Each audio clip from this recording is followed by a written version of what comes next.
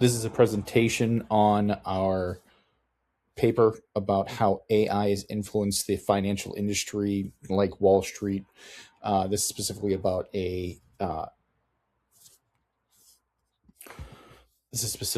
about a case study about an article named AI and Reshaping Wall Street by Chan and Abrego.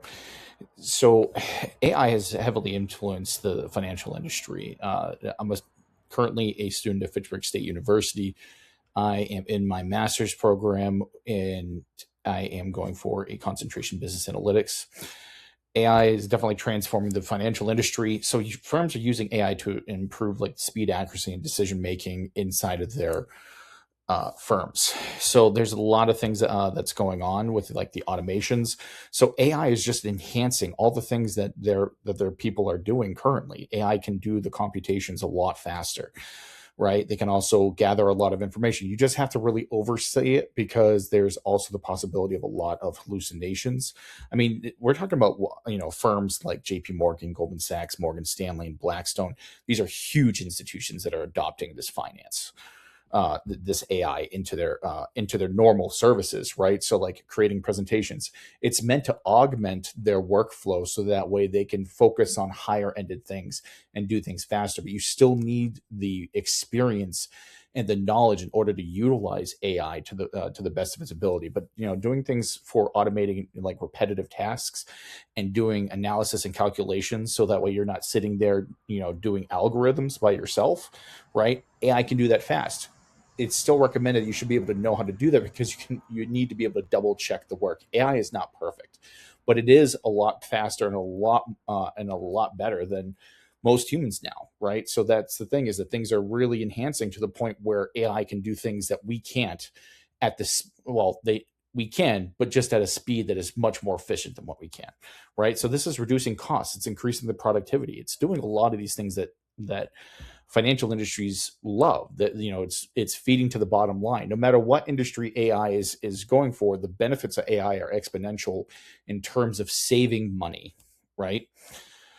So financial operations, assisting with research and documentation. So I was kind of touching on this before, just supporting better, faster business decisions. It can create a compilation of research for you so much faster, and also like giving you resources. But as I said, I want to double down on this. You have to be careful for hallucinations. You can get 20, even 100 factual resources in your references to factual sources, and you can have one that's not, and that one can like it's a pinhole in your entire project. It's a problem, right? So AI and investment decisions. So I wouldn't base your portfolio on it, but this can. So like they're starting, like huge hedge funds are using this with their investment managers to make faster decisions, to see the bigger picture faster. So it can analyze huge large market data sets, right? So much faster than what we can. So instead of like you going over 100 reports, it's able to take all that information. You can feed it, and it can give you the highlights of all of it. A lot of these AIs are getting to the point where they're not infallible, but they're also not messing up like they used to, right? And that is a huge thing, where their dependability, that was the word that I was looking for, their dependability is increasing. So the fact that hedge funds are feeling confident enough to use this on a day-to-day basis is huge. It's wild. So AI and cybersecurity.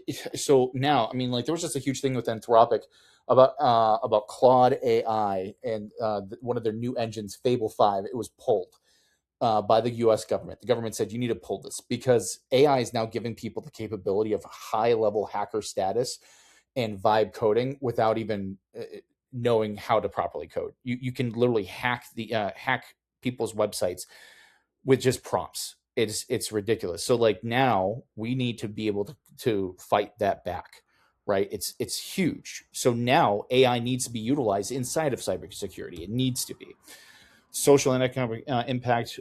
AI is not going to replace you, but it will. You need to augment your skills. You need to do better. Same thing with technology and innovation. It's doing a lot more. and ethical regulatory challenges. So all of this just stems from integrating ethical decision making inside of your AI building and how you're using it and what it's going to be used for. So the people that are making it, the companies that are making AI and how they're using it, they need to integrate, how it's going to be used and what it's going to be used for and what they're doing with the information what are the outcomes, right? What they're doing with that information. The way that we are sourcing information, the way that we are gathering people's information, and also how that information is used.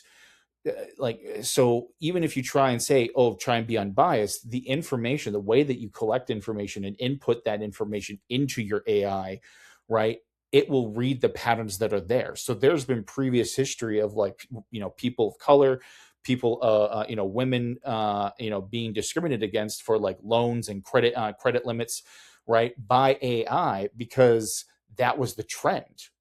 That was what was trending in their data sets from, years and years ago. So they thought that they were doing a great thing by, oh, we're going to use 50 years worth of data, and then they find out that they screwed a whole bunch of stuff up because people were getting denied loans that were absolutely able to get loans. They should have, they were qualified, they were absolutely qualified to get loans.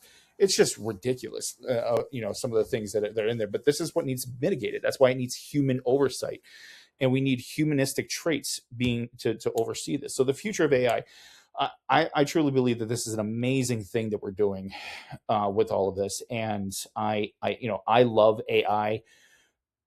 Is it scary? Absolutely. I mean, like, and I hate to use this as a, um,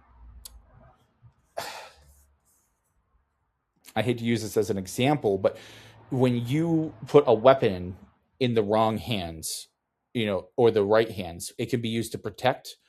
It can be used to hunt or forage, right? It can be used as a tool, or it can be used for destruction, right? So, like, it really depends on whose hands you put it into. And AI needs to be put in the right hands and also be thought of as such a tool that it can elevate us all. But the way that we input it, right? So just like with everything that happened with Google's AI, it went off the wall and started spouting, the easiest solution was to destroy humanity. But that was because of all the information that they input into it. When you feed something, when you breathe life into something, just like you're raising a child, and I know that's an odd analogy here, but there's a truth to this, because you're feeding information to a brand new thing that is meant to bring you direct outputs, right? You need to feed it positive information and the right data sets, and give it the right tools to give you the outputs that you desire when you want to build it into a proper engine, right? I think that we have a fantastic opportunity with this. So again, these are all my resources, all the references for my presentation, and thank you so much for your time. I appreciate it.